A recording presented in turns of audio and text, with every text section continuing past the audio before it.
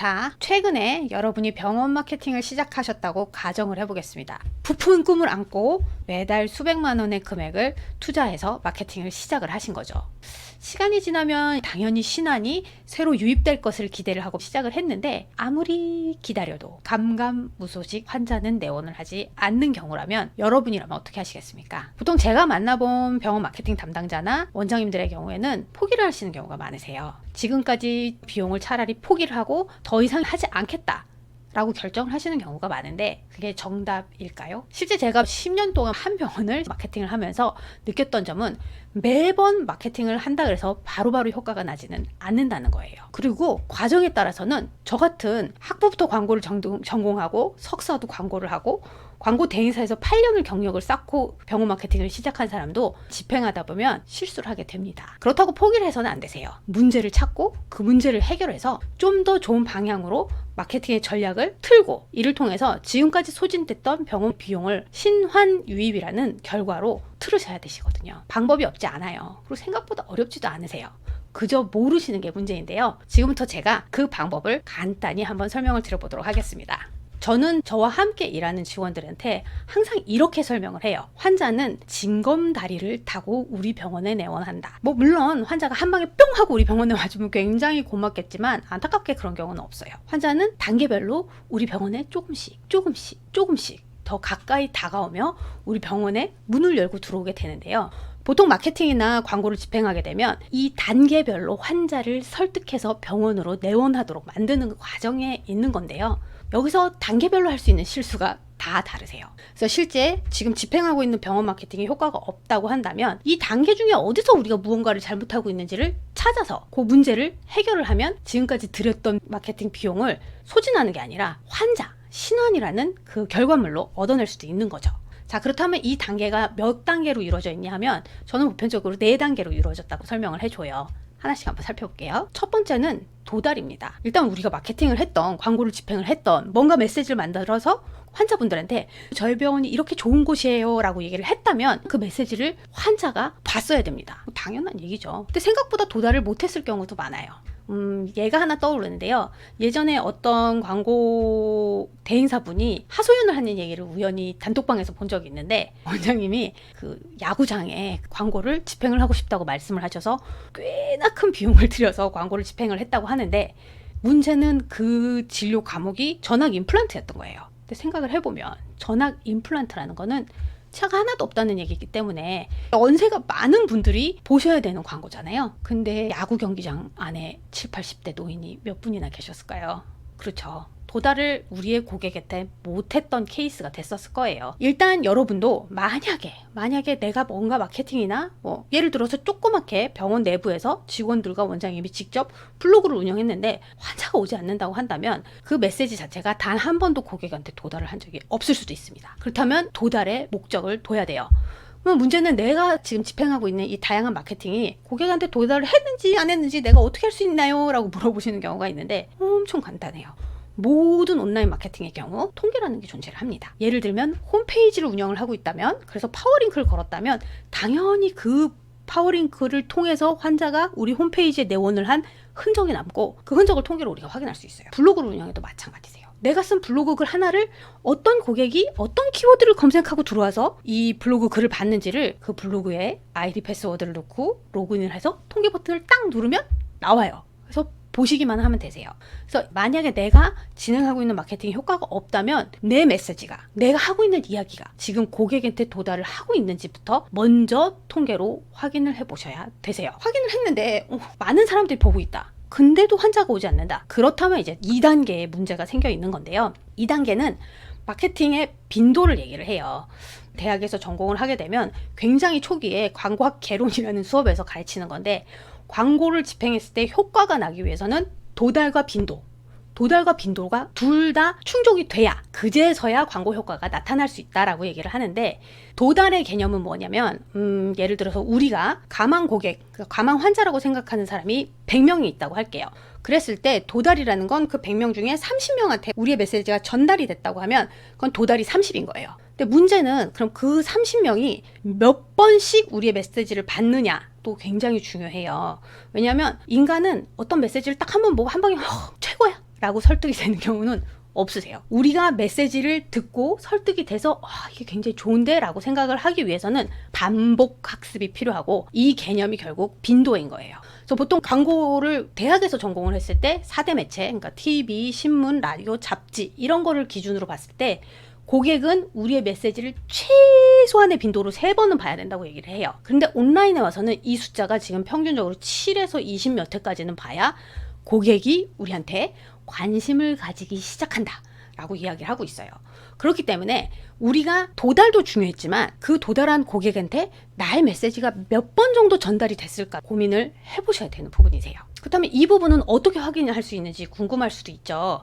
통계를 봐서는 딱 한 명의 고객이 나의 메시지를 몇 번을 봤는지 정확히 알기는 조금은 힘들긴 하세요. 전문적인 마케터라면 좀 더 분석을 자세히 할 수 있겠지만 병원 내부에서 내부자가 이런 걸 상세히 알기는 조금 힘들긴 한데 방법이 있기는 해요. 제가 직원들한테 잘 시키는 방법인데, 만약에 나의 진료 과목이 예를 들어서 치아 교정이라고 할게요. 그렇다면 내가 우리 병원에 환자가 되었다라고 가정을 하고 온라인에 들어가서 검색을 해보는 거예요. 뭐 예를 들어서 내가 앞니가 뭐 잘못돼서 이 앞니를 똑바로 가지런하게 빨리 만들고 싶다 그러고 생각하는 환자라고 가정을 하고, 앞니 교정, 틀어진 앞니 교정, 벌어진 앞니 교정 이런 식으로 다양한 검색 키워드를 통해서 우리의 메시지가 얼마나 많이 노출이 되어 있는지, 그 한 명의 환자가 우리 병원의 메시지를 굉장히 여러 번 볼 수 있는 상황을 내가 만들어 놨는지를 확인을 해 보셔야 되시고요.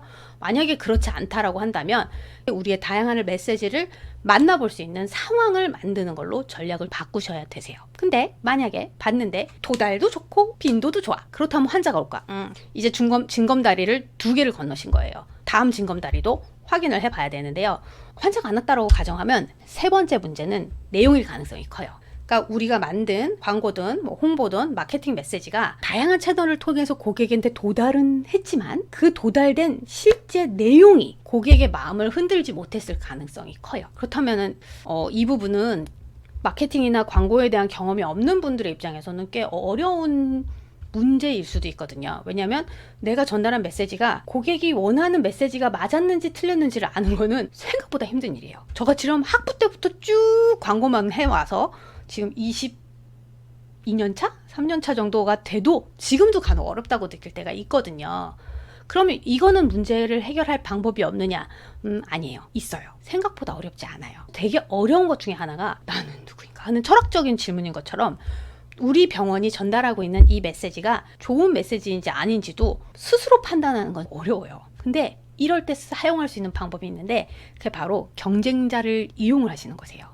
주변에 될 수 있으면 우리보다 훨씬 더 마케팅을 잘하고 있고 마케팅의 효과를 많이 보고 있다고 알려진 그 업체를 자세히, 유심히, 끊임없이, 꾸준히 지켜보셔야 되세요. 저 같은 경우는 그 강남역에 있는 치과였는데 한 10년 정도 근무했던 곳이, 그 주변에 있는 병원들은 거의 눈 감고 반경 2km 안에 있는 병원은 이름을 모두 외우고 있는 거는 당연하고, 그 병원에 있는 원장님이 몇 분인지, 그 원장님들이 언제 결혼을 해서 아이를 몇 명을 가지고 있는지까지 알 정도로 파고 팠어요. 그래야 상대가 보이고 그 상대가 잘하고 있는 거, 성공하고 있는 거, 잘 되고 있는 거를 파악을 할 수가 있고, 그거를 쏙 끄집어냈다가 내가 벤치마킹 할 수 있는 거예요.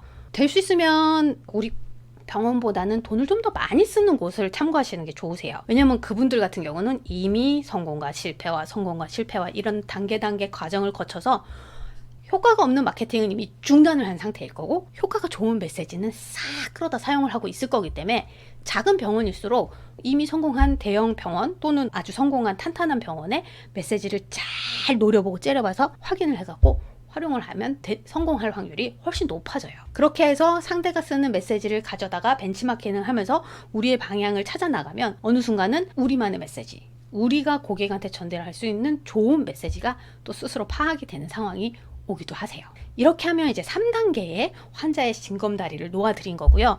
이럼에도 불구하고 간혹 환자가 안 오는 경우가 있어요.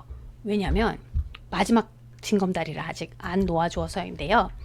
마지막으로는 고객에게 정확히 행동 지침을 주시는 게 좋으세요.